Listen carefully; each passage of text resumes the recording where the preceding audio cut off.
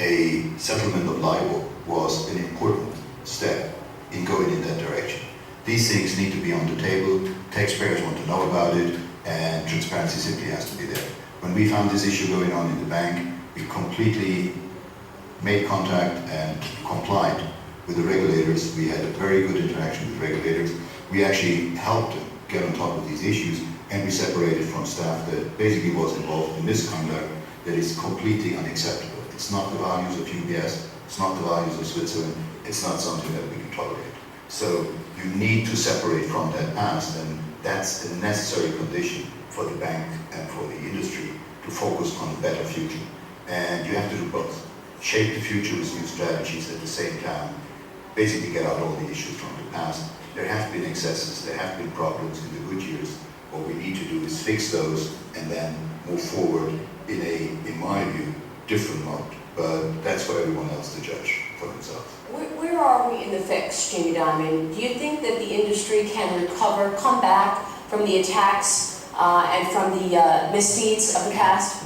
Well, I think the industry has to come back from the past. I think a lot of companies are actually doing fine.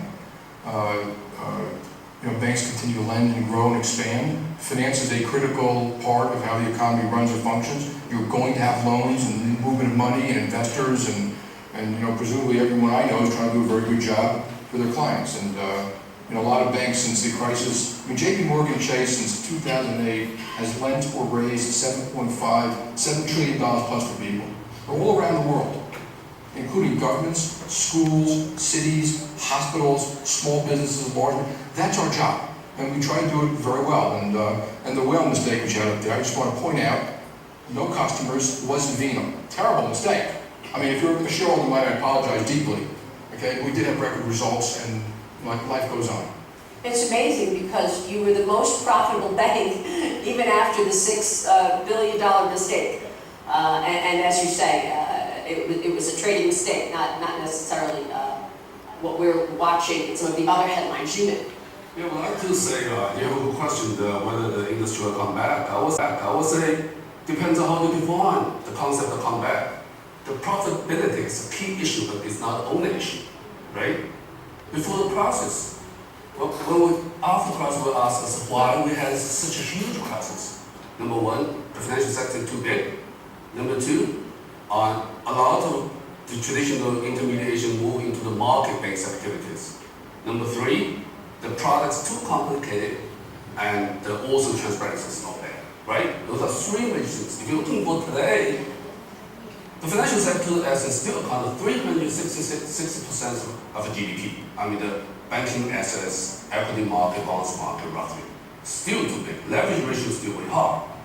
If you're looking for the intermediation move into the market-based activities, you will see the wholesale funding still account for 60% of the global banking sector, more or less the same thing before 2007. You will see the banking balances today held on by non-banking financial institutions still in the United States is 6-8%. So you will see the market-based activity is still there, not reduced at all. And the product is still very complicated, and the scheduled banking is still there and not under for the regulatory framework.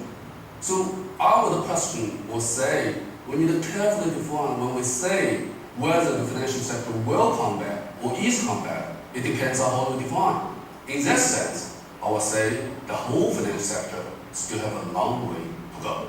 You say the banking sector is too big. Yeah. A show of hands in the audience, who agrees with that? The banking sector is too big. Panelists, who agrees with Jimin? Andre, you're nodding your head. Everybody is blaming the banks, all these politicians. Remember here, Mr. Sarkozy was very critical 5 years ago on banks. But look, we are now talking that the industry effectively came back. We are making good profit, we are making good growth. Who is in the worst position? European banks. Why? Because they bought too much sovereign European government debt. Who is responsible for this?